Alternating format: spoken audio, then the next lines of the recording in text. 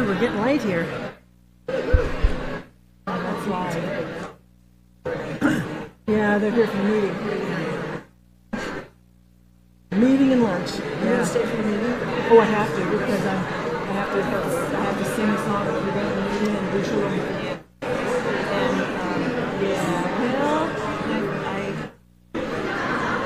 Hi, how are ya? oh God.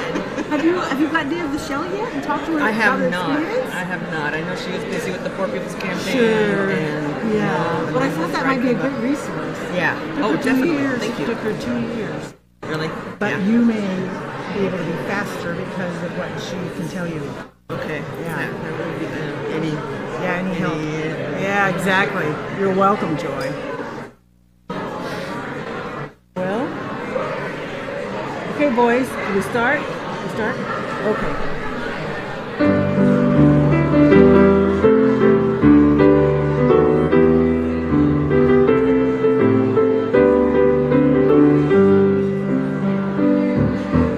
We're gonna sit at the welcome table. We're gonna sit at the welcome table one of these days. Hallelujah. We're gonna sit at the welcome table. Gonna sit at the welcome table one of these days. All kinds of people around that table. All kinds of people around that table one of these days. Hallelujah. All kinds of people around that table. Gonna sit at the welcome table one of these days. No fancy style at the welcome table. No fancy style at the welcome table one of these days. Hallelujah. No fancy style at the welcome table. Gonna sit at the welcome table one of these days.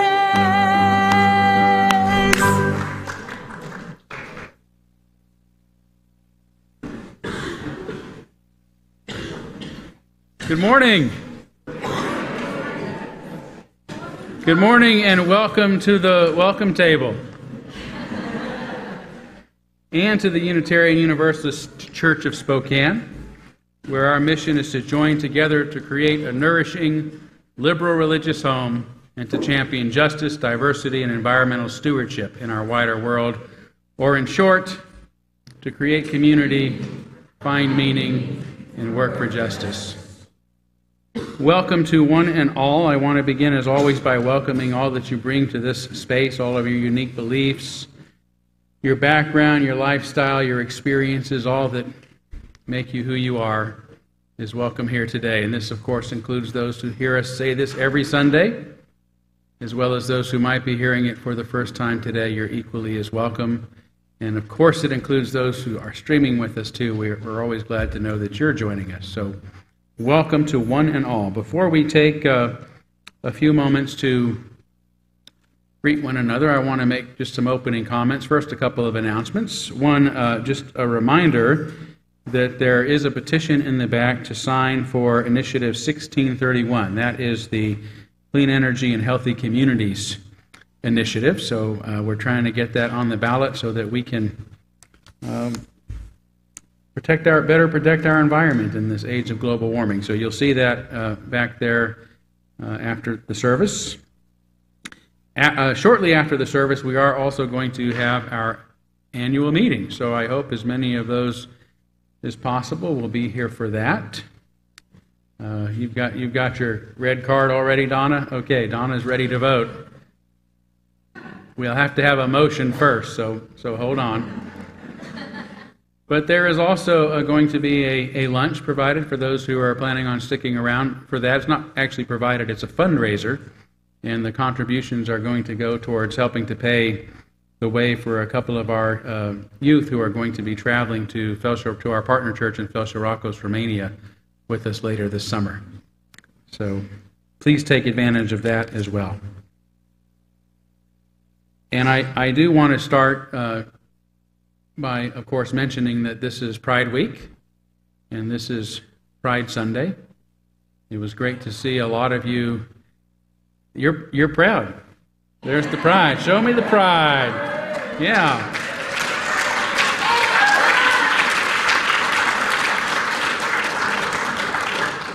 Okay, Lindsay, I need say no more. You took care of that for us. So,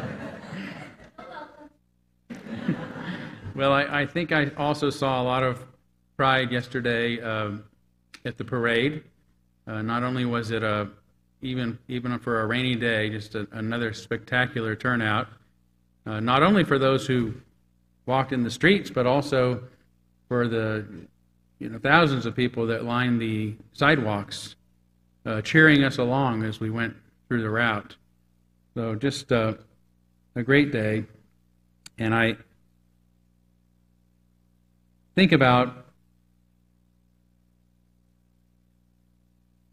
how the issue of equality and justice and fair treatment for those of us who are in the GLBTQ community, and I say us because Unitarian Universalists, we are gay and straight together. We worked a long time on these issues. I was reflecting the first service that my understanding is the first minister to come out as gay from the Unitarian Universalist tradition was in 1969. And he was embraced by those who heard him say this at a gathering, at a Unitarian gathering. So it's something we've been on the right side of for a long time. Not only have we been a community that as a whole has embraced those in the GBLTQ community. I hope you'll forgive me for using that acronym, or I know more letters are getting added and all the time, but I can, that's the number that I can remember, the amount of letters I can remember.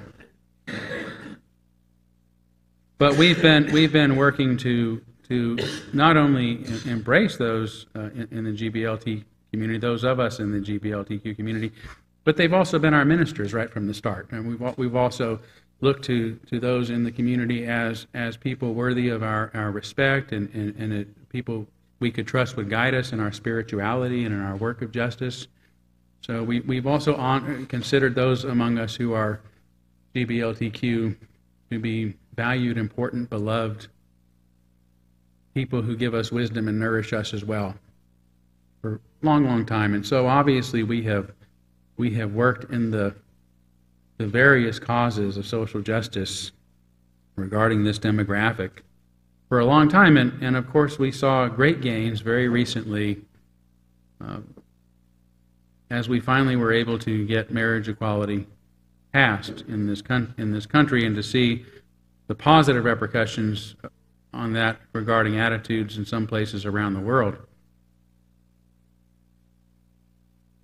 And it's so easy, I think, for us to want to rest on our laurels and think that, okay, the issue's over, it's done. But then just this week, we saw our own Supreme Court make a rather cowardly decision that leaves open the possibility that they will later decide that it is appropriate for businesses to discriminate against certain demographics based upon the religious views of their owners.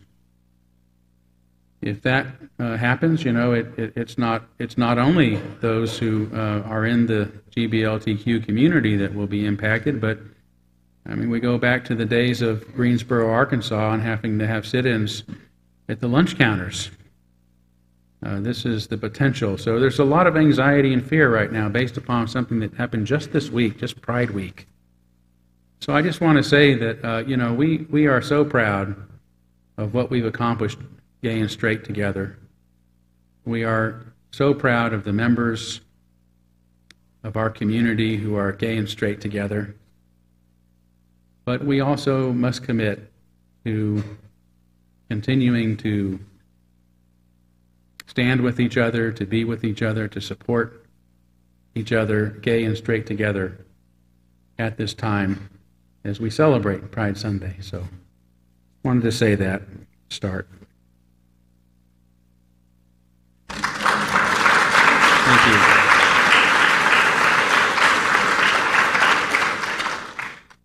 And I hope that gay and straight together and everything else that you might represent today, you can greet one another, embrace one another during a brief period of welcoming. Please.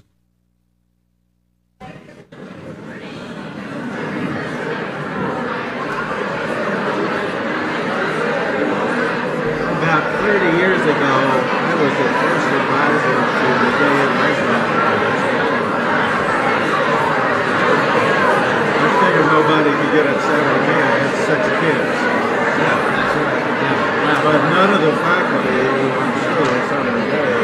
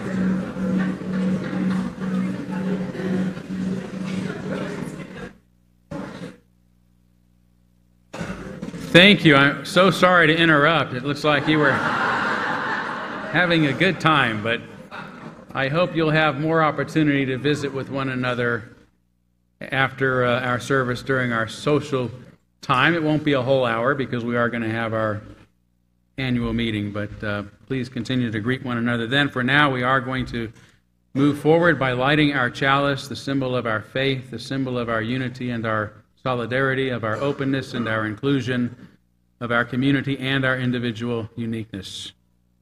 May this small flame be our offering of warmth to those who are cold and alone, and a light to those in darkness. May it be a flame that ignites justice in our world, and a beacon of hope to those in need, and may it reflect at least a spark of truth wherever truth has been lost, and cast a healthy shadow of doubt wherever it's been found.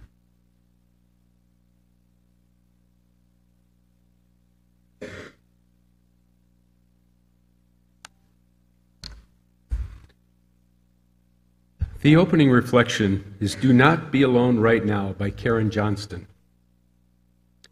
Do not be alone right now. Gather together. Gathering together grows courage in ourselves and in others who see the numbers swelling. It is a small thing, but right now it is an important thing.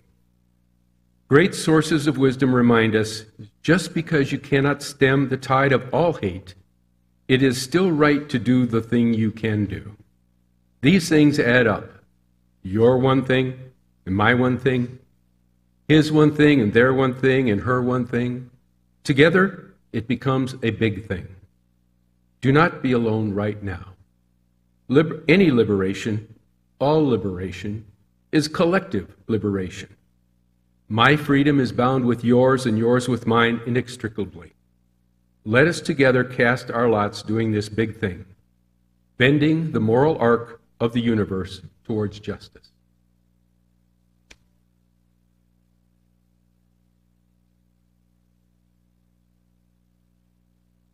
Opening hymn and this one we're going to do next, we're both specifically chosen with Pride Weekend in mind. And this one, of course, urges us on because 50 years, even though it seems a long time, is only a drop in the bucket for humanity. So please stand and sing one more step, number 168.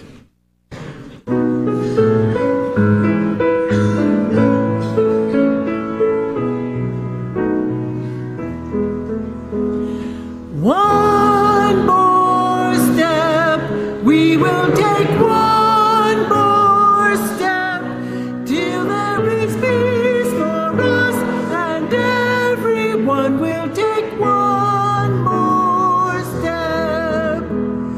One more word, we will say one more word till every word is heard by everyone. Will say one more word, one more prayer. We will say one more prayer till every prayer is shared by everyone. We'll say one more prayer, one more song. We will sing one more song till every song is sung by everyone. We'll sing one more song.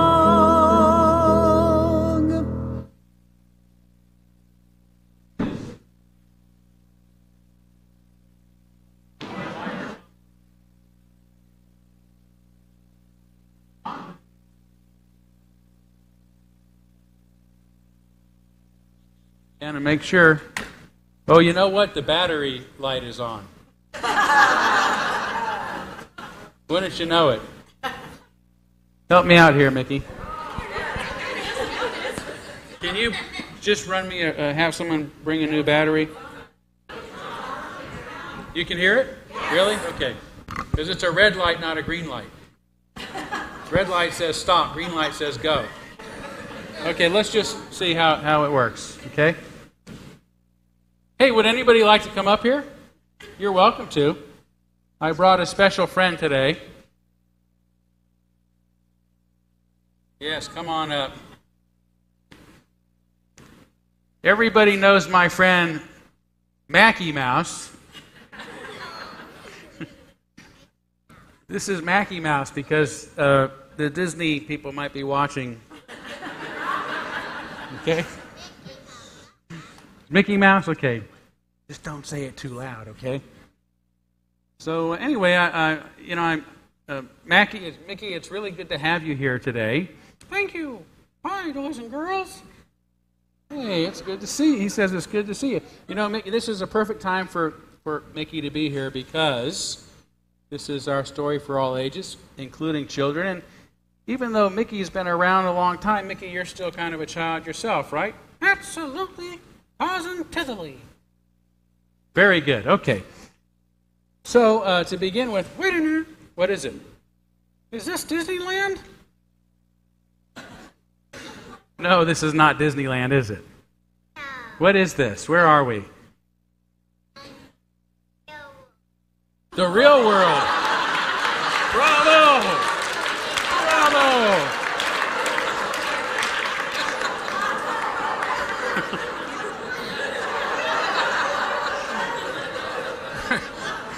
We are definitely getting sued now. So this is our little corner of the real world is called the Unitarian Universalist Church of Spokane. And we have some very real values and principles, Mickey, that we like to gather around. And those include, for example, we believe that we should treat everybody with respect, right? Why? Well, because everybody likes to be treated respectfully. Why? Well, because it feels good to be treated with respect. And we don't, we like to treat others the way we like to be treated ourselves. Why? Boy, he is like a little kid, isn't he? Okay, listen. Why? Because we have to move through the 7 principles or we'll never get done. So, we also believe that we should treat people fairly, right? That everyone should get a turn and everybody should have their fair share. Why?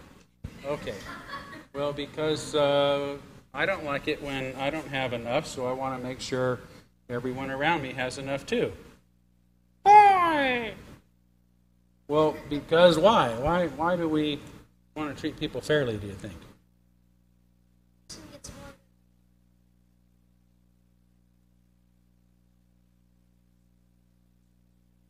If one person gets more than another, it would be unfair because one person would be rich and another poor. Well put.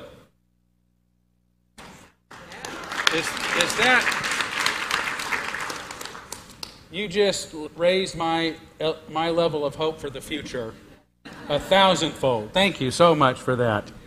Okay, Mickey, the other thing that we believe in as Unitarian Universalist is that we should accept one another, right? Why? Well, because it feels good to be accepted, and we don't want to exclude people just because they're different. Being different might actually bring some excitement to our lives, right? Why? Well, because it gets boring to be the same all the time. Why? I don't know why. Do you know why?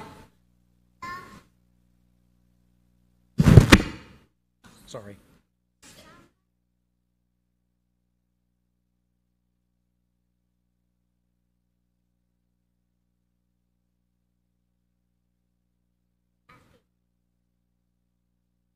Oh, my God. You couldn't hear that. Oh, beautiful. Because, I'm going to paraphrase a little here, because if some people are black people and some people are white people, and some white people think that they're better than black people, that wouldn't be fair because the black people are just as good as the white people.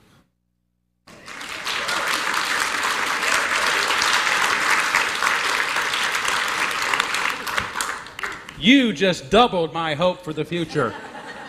Thank you so much. Okay, Mickey, the other thing we believe in is listening to other people, that everyone should have a voice. Why?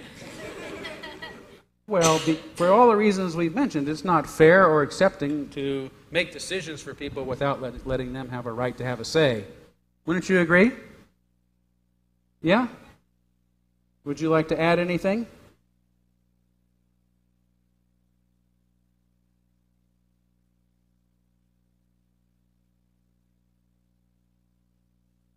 Did you hear that? If some people don't have a say, they might have some great ideas that nobody gets to hear. Bravo! Okay, Mickey, we also think that everybody on earth should have a right to live in peace. Why? Why? Why should everyone live in peace?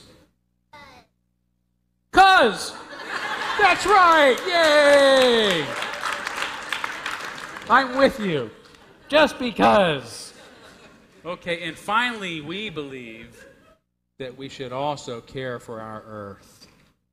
Why? Why should we care for the earth? Yes.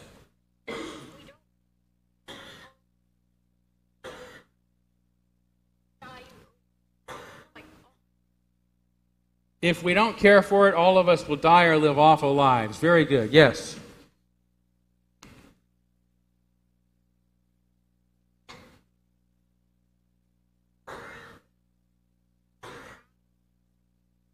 If people just leave their trash everywhere, the animals might eat the trash and get sick.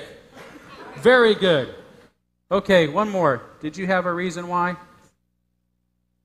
Yes, why?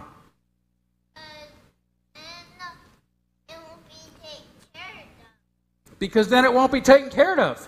Who's going to care for it if not us? Give these guys a hand. One more. Oh, my God. You know, this is much longer than the children's moment is supposed to be, but I don't care. I'm violating the rules today. Okay. But Mickey, I want to say to Mickey, we really appreciate you being here and asking why, because another very important principle is that we should question our own beliefs and our own values and know why we believe the things we do. Don't you think? It's a good idea. So thanks for bringing out the child in us and asking why, Mickey. We're glad you're here. Would you like to say goodbye? N-I-C. See you real soon. K-E-Y.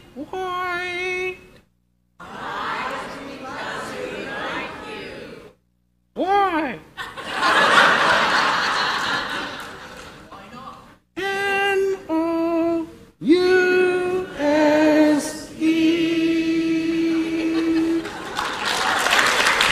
Thank you.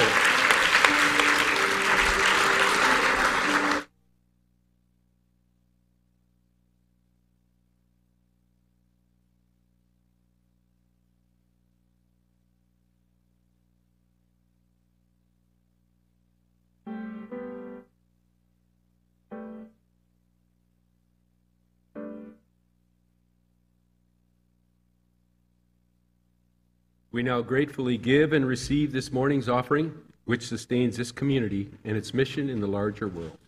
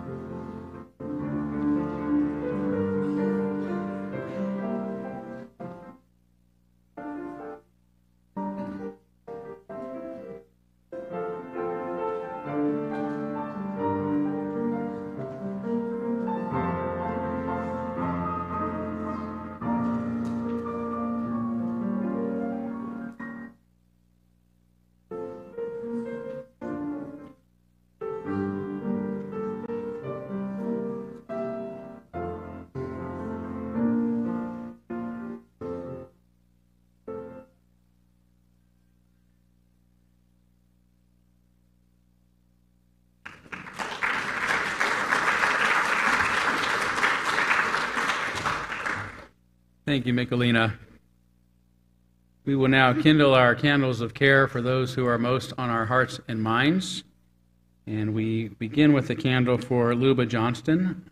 Luba, one of our members, suffered a brain bleed this week and is in ICU at Deaconess.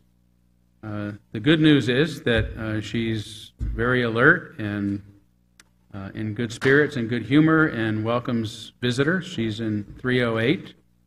But they... What's that? Did she get moved? Oh, since yesterday. Okay, so she's in 1119 now. Thank you, Steve. But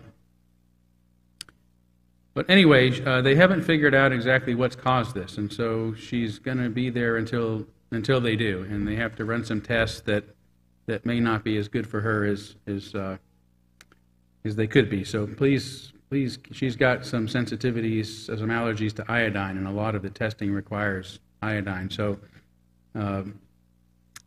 really, please keep her in your thoughts right now. I told her yesterday that we'd light a candle if it was okay, and she said, absolutely, I need all the prayers and energy I can get. So she appreciates it for sure. And Steve, we're thinking of you both. So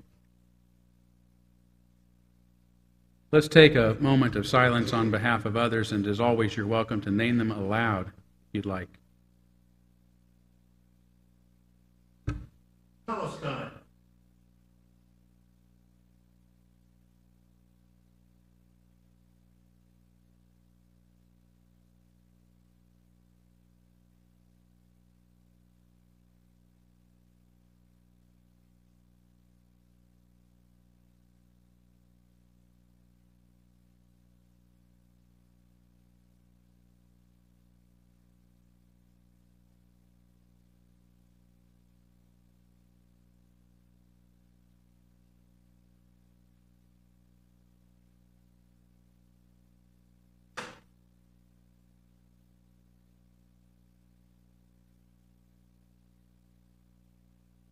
Those named aloud and those embraced in our silence, and all those who are suffering in our world at this hour, we hold in our community with compassion.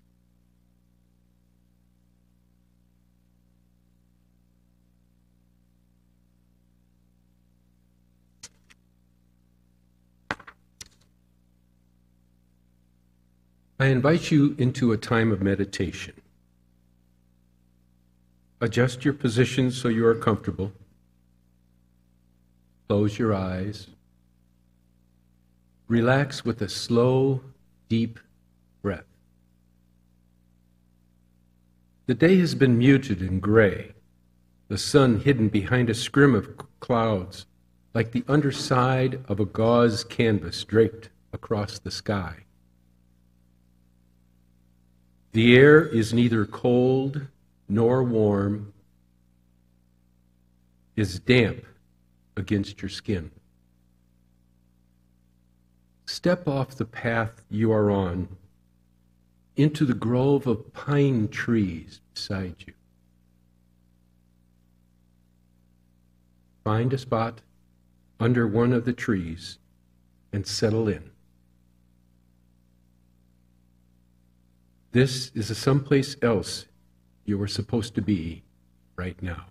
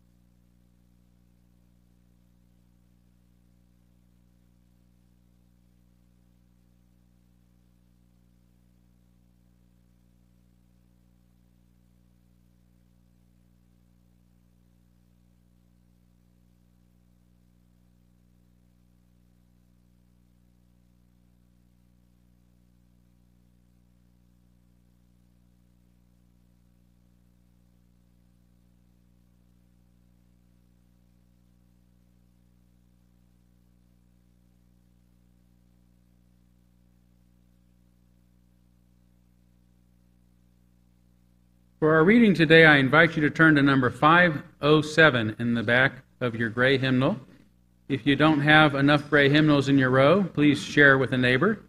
Number 507. This is a very brief Jewish prayer that we can read in unison as a congregation.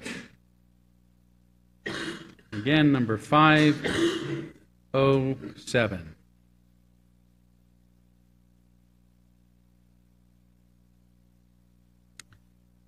Grant us the ability to find joy and strength, not in the strident call to arms, but in stretching out our arms to grasp our fellow creatures in the striving for justice and truth.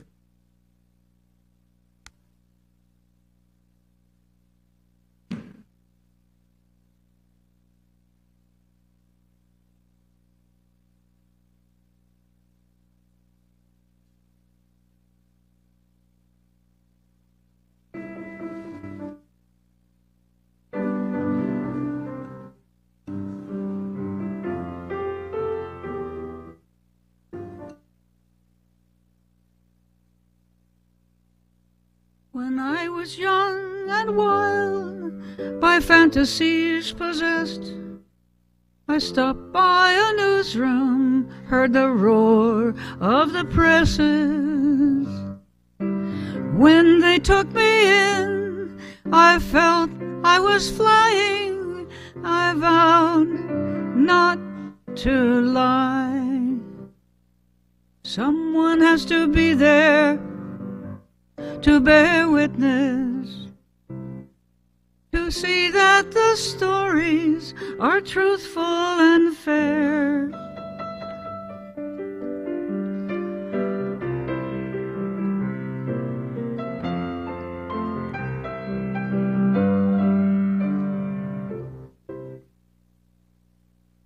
Nearly 80 years ago, at the height of World War II, we still remember the 6 million amen. Propaganda spread such hate for the Jews. Looks like hatred is rising again. Someone had to be there to bear witness, to verify the news before it hit the air. Someone had to be there to bear witness, to make sure the story was truthful and fair.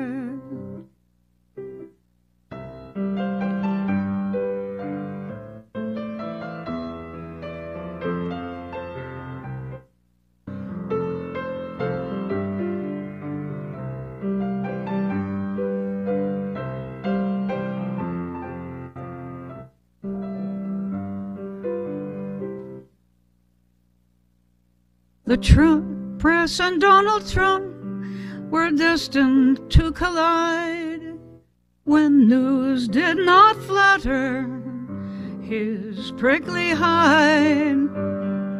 Infotainment serves to suppress resistance. The money's on whatever it takes. Someone has to be there to bear witness, to verify the news before it hits the air. Someone has to be there to bear witness, to make sure the story is truthful and fair. Aren't you tired of fake news and of the circus? Must we have whining, misconduct, and lies? Someone has to be there to bear witness, seeking the answers so no one can hide.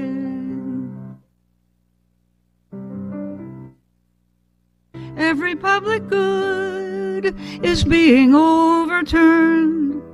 The camera's on a dogfight, sweet justice is adjourned.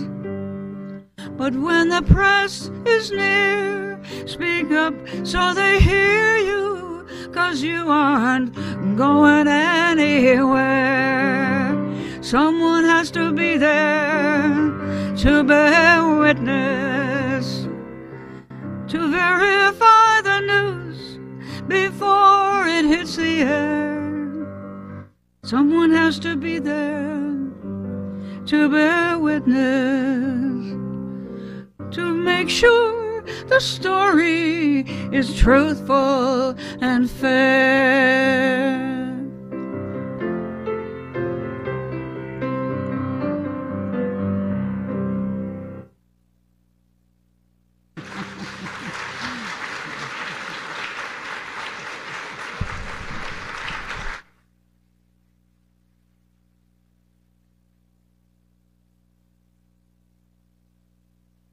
Thank you, Pam. You have done it again. Between Pam and those children, I think we could probably stop right now. But I went to a lot of work, so I might as well.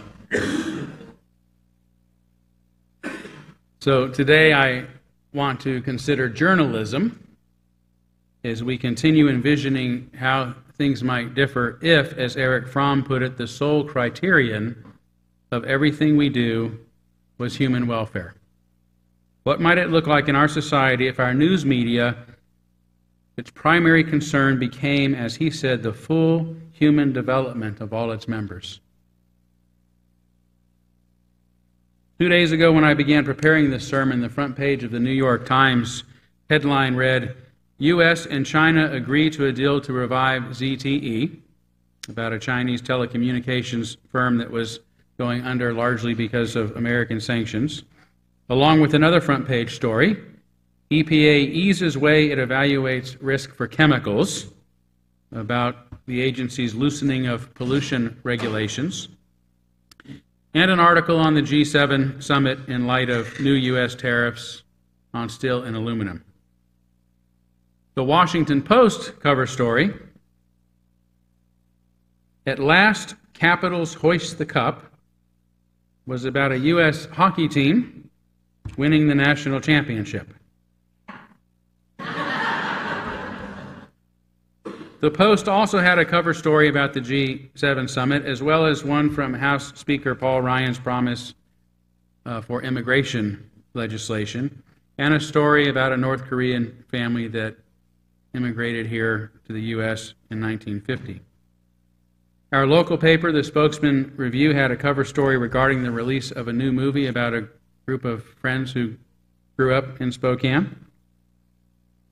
A story about Washington State having met its court-ordered obligations to properly fund public schools, and one about Spokane having been chosen by HUD as a location for an office to help get people off of federal assistance.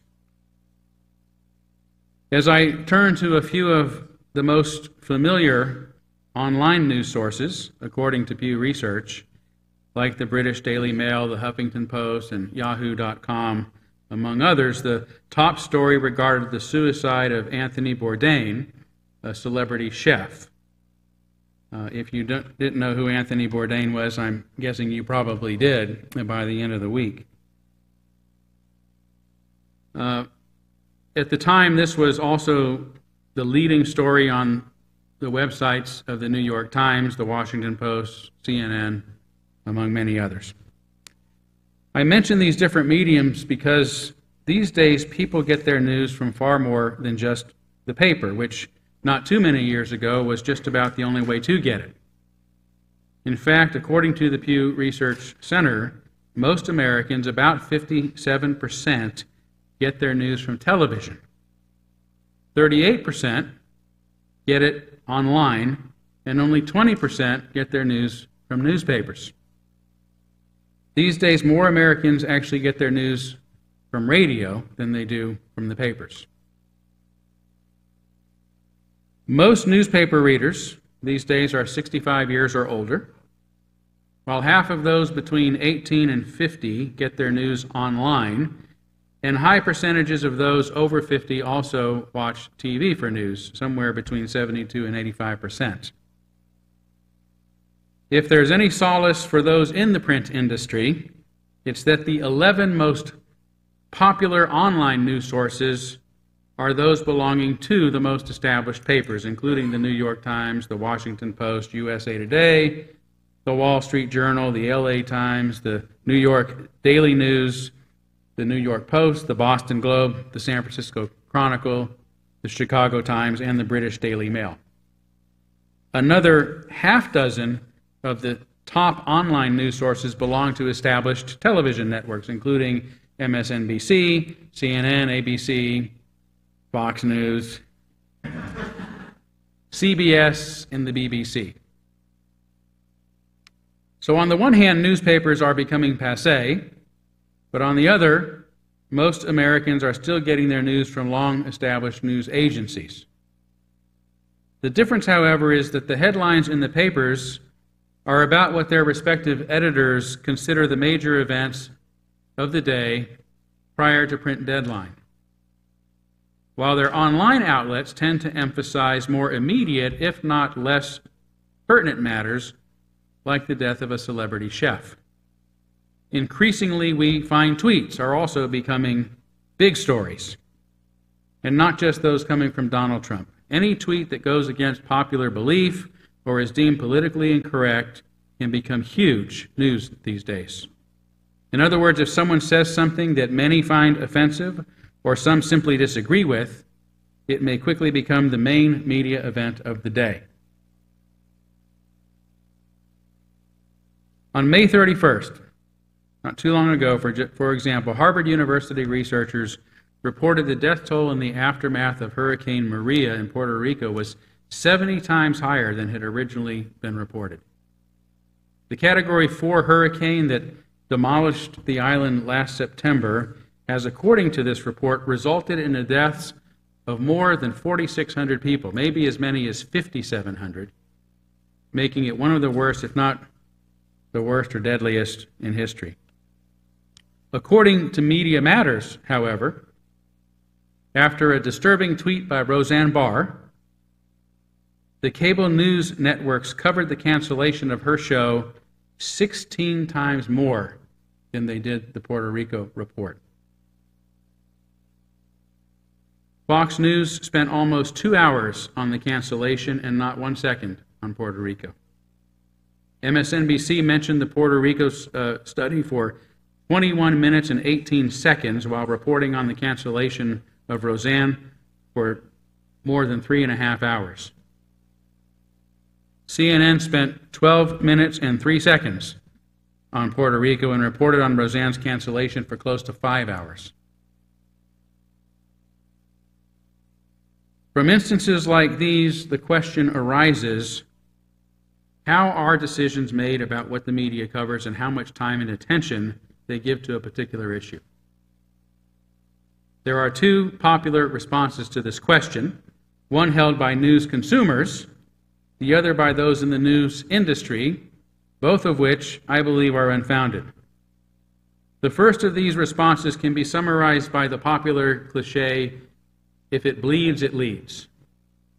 You've all heard this before, right? The thought here is that the news agencies prioritize the news according to which stories are the most sensational. But we need only consider the example at hand to see how false this is. Regardless of her celebrity, the Harvard report about the enormous number of deaths resulting from Hurricane Maria is far more sensational than the cancellation of Roseanne.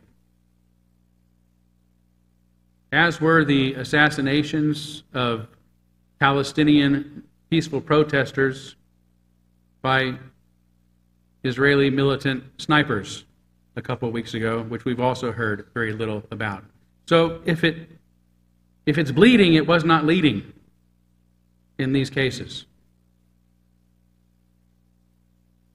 As a former TV reporter, I can attest that the sensational nature of a story did not play into whether or not it was covered. I recall, for example, that I once did a story about an overnight emergency veterinarian. Afterward, I was chastised by a veteran colleague for not cutting away before showing the physician's scalpel make its first slice into a cat's broken leg for an operation. The truth is that the news media is extremely conservative about sensational imagery. As a journalist, I saw many horrible things, the gruesome images from which are still singed into my synapses, that could have and would have never been shown on TV. It was our practice to show body bags being removed from a scene, for example, but never the uncovered bodies of accident or fire or murder victims on a scene. Sometimes on a local level, a death in the community due to a tragedy or foul play was often the lead story, but not always. This was so not because it seemed sensational, but because on a local level, these kind of losses grieve us all. The point, however, is even when such tragedy is the lead story, it is not accompanied by sensational imagery on TV or in the papers. Yet perhaps in the service of human interest, it should be. The reason many in the news industry itself use to explain why certain stories are covered is because it's what people want to know.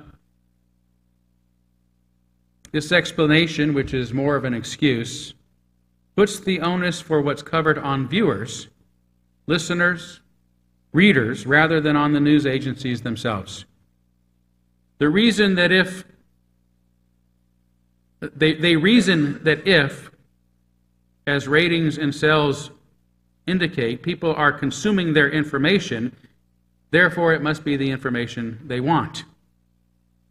In logic, this informal fallacy is known as, where's my Kritkarens? Post hoc ergo propter hoc. After the thing, therefore because of the thing. It's like having Cheerios for breakfast, going out and finding you have a flat tire and swearing you'll never eat Cheerios again. Just because something happens after one event doesn't mean it was its cause. Likewise, just because a newspaper headline is about the G7 summit or local TV news leading with a fatal car accident and consumers then read or watch these reports doesn't mean that these specific stories caused them to do so. How can they possibly know what the stories are in the news before looking at it? Logically, it is their desire to know what's in the news that causes them to look at it. Looking at the news after it happened cannot be its cause. Hence, the excuse the news media has no choice but to cover the stories that people want to see and hear is unsound. The only conclusion that ratings and sales logically lead to is the understanding that some people want to know what's going on in the news. What's covered in the news, however, remains the choice of those new news professionals presenting it. How then are the decisions about what gets covered made? From my limited personal experience in television news, I will briefly mention the three deciding factors that I became most familiar with. Firstly, I would say habit is the greatest factor. News organizations tend to cover and lead with the sort of stories they've always covered and led with. Such coverage is so routine that its news value is seldom questioned. And this is why on the local level particularly, the news is most usually about fatal accidents, fires, homicides, severe weather events, local politics, and unique or annual community events. That's a wrap. Another method of determining what the news should be is observing their competition. Sometimes news directors and assignment editors choose to cover a story purely because they don't want to be scooped by the competition. In such cases, they attempt to predict what their competitors might report on. Television newsrooms actually have a huge bay of screens tuned into multiple stations and networks so that they can keep an eye on what everyone else is doing. Once, after being confronted by several police officers who were upset about a story that my station ran, showing a cop urinating behind his squad car in the middle of the night, which someone had captured on some very grainy video, I rebuked my assignment editor for airing the story, stating emphatically it wasn't even news. He gave me some lame explanation as to why it was news. I don't remember the explanation. I just remember him saying, "Let me tell you why it is news." So I listened, and then I asked, "Why then is it news now, only after it was aired by another station, and not news a month ago when we first received that footage?"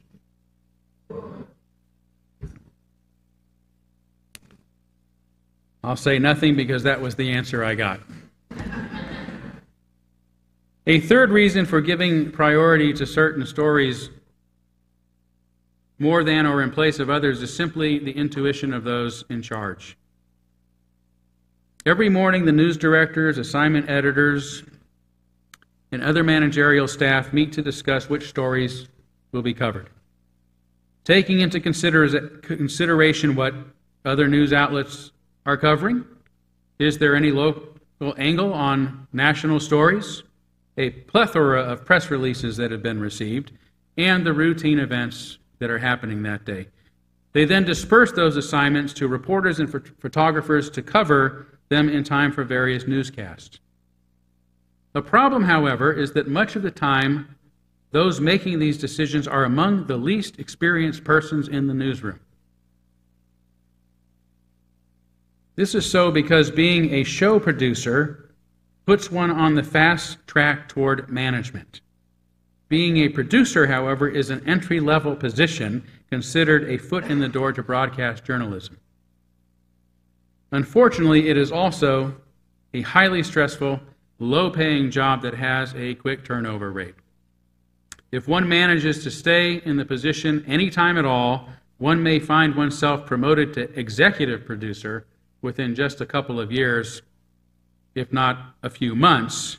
And the next step for an executive producer, who again is often one of the least experienced persons in the newsroom, is to become the news director. So you see the problem. It isn't uncommon for those with the least amount of experience to be the ones determining what should be covered with the full authority to tell more seasoned journalists how to cover it. Yet without lots of experience, one's intuition about what should be covered is often lacking. Thus, even with the best intentions, some journalists cover news based on habit, what everyone else is doing, and inexperienced intuition, rather than looking at each potential story in light of some common standard. What makes it news? For the past 3 decades, since the Reagan administration removed regulations prohibiting corporations from owning more than just a few stations in one market, or media outlets in one market, now 5 media giants, just 5 media giants, as Robert Kennedy Jr. explains in his book Crimes Against Nature, own or control virtually all of the United States' 2,000 TV stations, 11,000 radio stations, and 11,000 newspapers and magazines. Having also eliminated the fairness doctrine established in 1949 requiring broadcasters to provide equal time for opposing opinions on controversial issues, Reagan made it possible for these few corporations to control the flow of information in their own best interest. The result is that political bias has become another reason for why and how the media covers certain stories, while downplaying or ignoring others. This may seem truer of the national media than of local news, but as we discovered last April, Sinclair News Media, which has been rapidly acquiring and consolidating control of our country's local TV stations, sent out corporate scripts that were read verbatim by its news anchors everywhere, advising viewers, ironically, to be mistrustful of fake news. Intentionally presenting political and corporate propaganda as legitimate news while using the same media to discredit other opinions is a more insidious reason for determining what gets covered and what doesn't than our habit, competition, and inexperience, and further reflects the wanton disregard of both truth and democracy. Nevertheless, whether motivated by personal gain or merely functioning by rote, the reasons for choosing the stories and issues covered and prioritized in the news are often reflexive, random, biased, and ignore many other pertinent matters. But making the humanitarian ethic its sole criterion for choosing what is covered in the news, journalism would be radically transformed. Instead of mechanically covering the same kind of stories they've always covered, their assignment in editorial meetings would begin by asking, what's happening today that is most detrimental or beneficial to human welfare and to individual growth and fulfillment? Imagine if that's where the news started. Instead of prioritizing what gets the most coverage by observing or predicting what the competition is doing, journalists may be confident that they have the best measuring tool to make their own decisions. Instead of relying upon the intuition and experience of a few individuals to determine what's newsworthy, every journalist and every consumer of the news will immediately recognize the value of a story. Instead of hours of Roseanne Barr, we'd have hours about the death and devastation that continues to impact the lives of people in places like Puerto Rico and Palestine. With human welfare and individual fulfillment as our guide, most newscasts and front pages and blogs would have to lead and devote most of their time to the issue of global warming, racism, women's rights, poverty, refugee crises, mass incarceration, public education, threats to our democracy, and the civilians caught in the crossfire of political conflicts around the world. Local news organizations would cover how matters like these are playing out at home, and the local weather report would include a global warming index. How is global warming impacting our community? Instead of saying, it's going to be another warm day, an unusually warm day,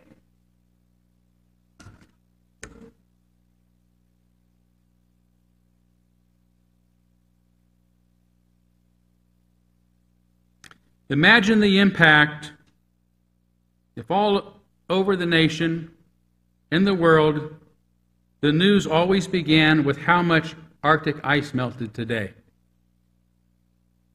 or how many beings on this planet went extinct. Or if they reported how many African Americans were arrested and locked away, or remain unemployed, or have been suspended from school. Or if the tragedies befalling millions of civilians and refugees from war-ravaged areas were shown to us every day. Or if the continuing impacts of 500-year-old white supremacist institutions upon the education, employment, housing, health, and freedoms of African Americans and other non-whites were a top priority in our news. Sure, a random tweet or two would still get covered, especially if from someone who has the power to impact the welfare of a lot of people. But it would likely be on the back page or closer to the bottom of the show than the top. For this to happen, three changes must occur. Firstly, the free press must be restored. Even though it remains legally free to report what it chooses in this country, the fact is now that it is now controlled by 5 CEOs means that it is at least potentially a tool for promoting one's special interest. When I first started off in TV news, if a person from sales walked into the newsroom, the news director was on his feet to usher them out. If a journalist walked into the sales department, they were in big trouble.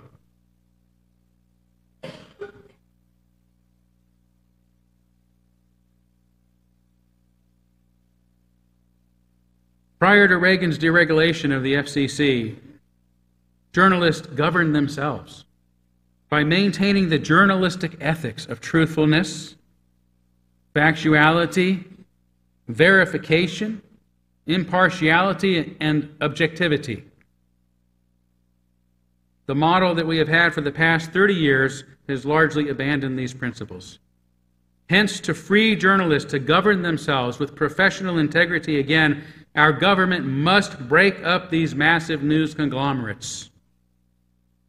Just as it used the Sherman Antitrust Act of 1890 to break companies like Standard Oil and AT&T in the past. If there are banks in our country that have become too big to fail, the national media has become too big to succeed. For it cannot be possible for the media to be free when it is controlled and owned by so few.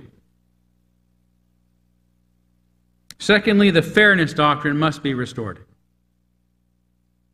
For journalists to succeed and feel free to do their jobs without reflecting the biases and interests of those corporations they work for, those licensed to operate in the public interest must again be required to do so fairly by including diverse opinions on controversial issues. And those opinions should be offered by special guests and experts, not by those posing as journalists. Finally, journalists and reporters must behave childishly.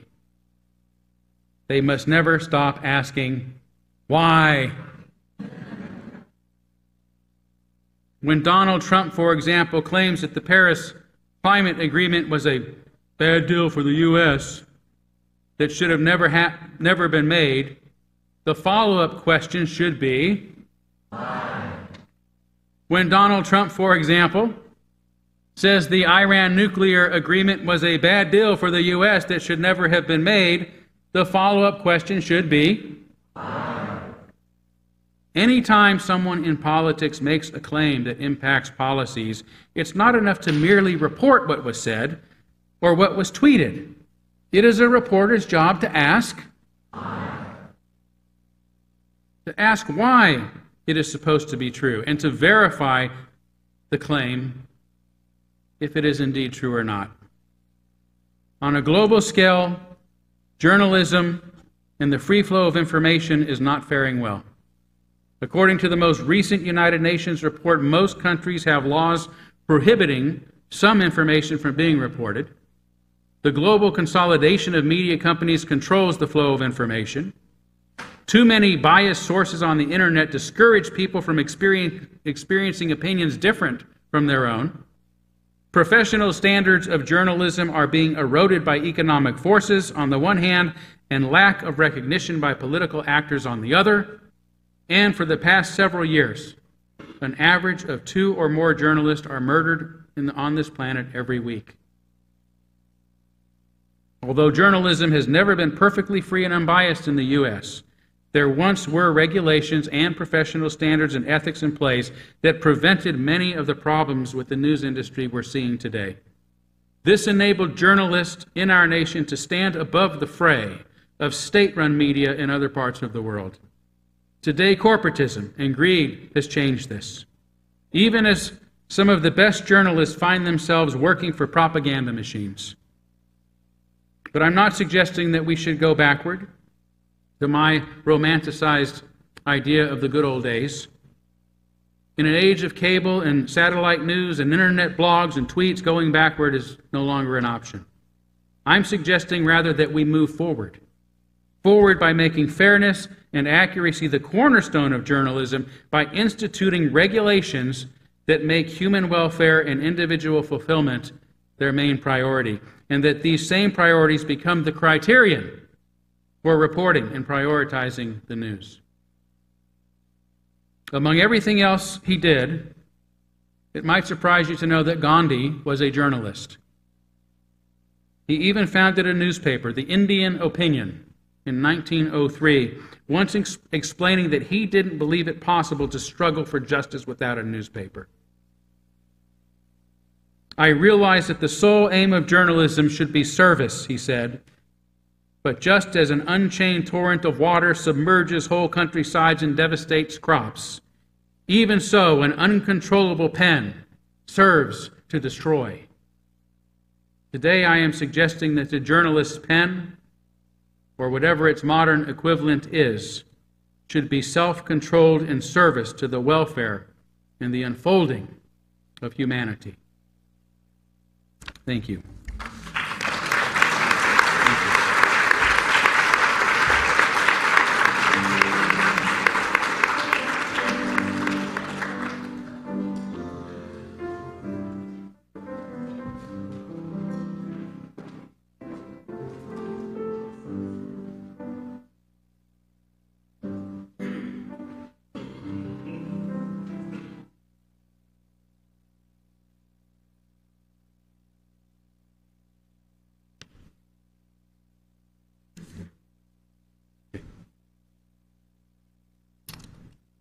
I'm going to stand and join hands, and we'll close for today.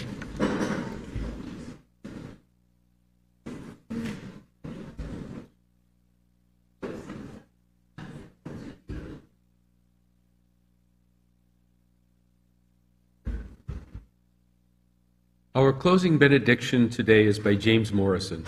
Share your glorious light with the world. Within each of our hearts there is a most glorious light. Go forth and let its spark help you understand what troubles both you and others. Go forth and let its light of reason be a guide in your decisions. Go forth and bring its ray of hope to those in need of help in both body and spirit, that they may find healing. Go forth and fan the flames of passion to help heal our world. Go forth and spread the warm glow of love, pushing back the darkness of the world. Go forth and share your glorious light with the world. Amen. Blessed be. Salam alaikum and shalom.